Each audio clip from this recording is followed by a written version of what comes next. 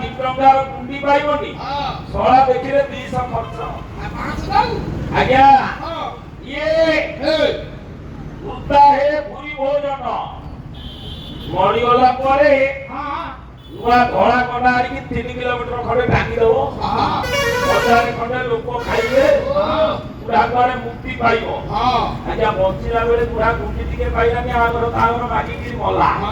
ବଞ୍ଚିଲା ମରିଗଲା ପରେ 2 କିଲୋମିଟର ଧଳା କଣ୍ଡା ଟାଙ୍ଗି ଦେଇ 1000 ଲୋକ ଖୁଆଇଦବ ବୁଢା ଘରେ ମୁକ୍ତି ପାଇବ ବ୍ୟାନରଟେ ଟାଙ୍ଗି ଦବ ଏଇ ଆଉ ହାଡ଼ ଖଣ୍ଡେ ରଖିଦବ ଯଦି 10ରେ ପକେଇଛି ଗଲାଣି ଖୋଇଦବ ଗଇଆରେ ପକେଇଦବ ଯିଏ କୁଆଡେ ମୁକ୍ତି ପାଇଗଲା କଣ କରିବା ପୁଅ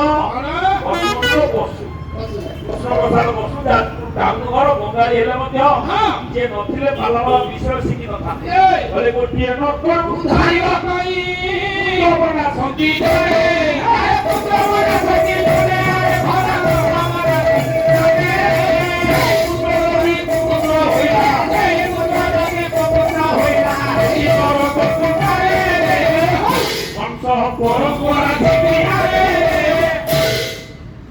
ଗୋଟିଏ ନର୍କରୁ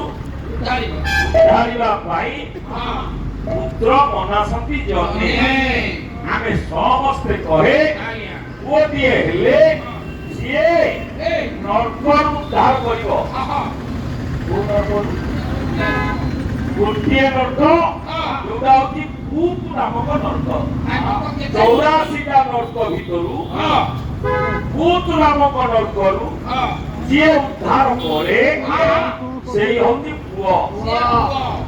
ଆଜ୍ଞା ଆଉ ତ 83ଟା ରହିଲା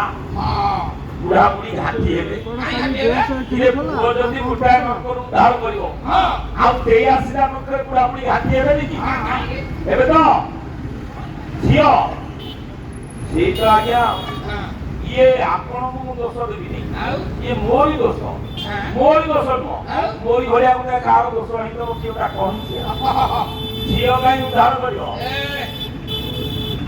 ଝିଅ ଆମ ଘରେ ରହିବ ବାହା ହବ ଚତୁର୍ଥୀ ଦିନ ଗୋଟେ ପିଣ୍ଡ ଦବ ତା ଶାଶୁ ଘରେ ଯାହା ପାଇଁ ପିଣ୍ଡ ଦିଏ ତା ସ୍ୱାମୀ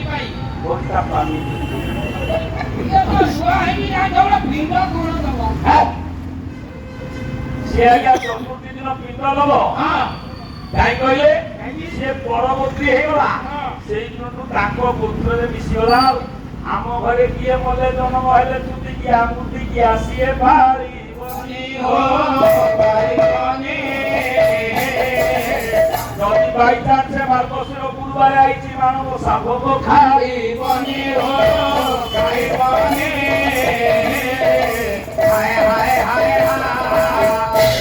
ଆମ ଚୁଟିକିଆ ମୁଦିକିଆ ପାରିବନି ମାଣବସା ଭୋଗ ଖାଇବନି ମାଣବସା ଭୋଗ ଖାଇଥିବ ଯିଏ ବାହା ହେଇଛି ସେ ଖାଇବ ମନା କଲେ ଲକ୍ଷ୍ମୀ କଣ କହିଲେ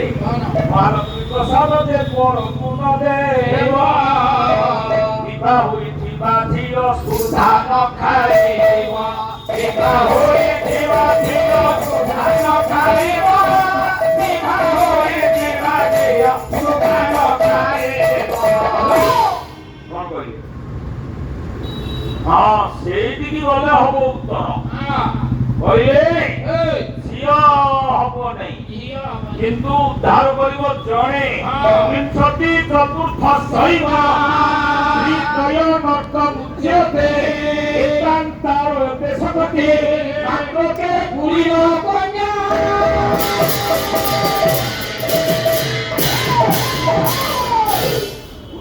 ପୁରର କନ୍ୟା ଯଦି ପୁରର ଝିଅଟା ଆଇଲା ସେଠି କଣ ହବ ମାଧର ମାନସିଂ ତାର ଓଡିଆ କଲେ ପୁରବଧୂ ଦେବେ ମୁଖେ ଦିଏ ଜଳ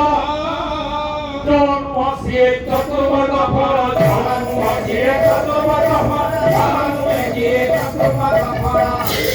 ଯଦି ପୁରର କନ୍ୟାଟା ଆସିବ ପୁଅ ବାହାଘର ହେଲେ ଆଜ୍ଞା 2-3 ଗାଡି ଲୋକ ଯାଆନ୍ତି ସେ ପୁଅ ଘରୁ କଣ ମଟନ ଖାଇବାକୁ ଯିବେ ପଚାରିବେ ତା ଘରେ ଗୋଳ ଧୁଆ ହେଇଯିବ ସରବତ ପିଇଦେବେ ବସିବି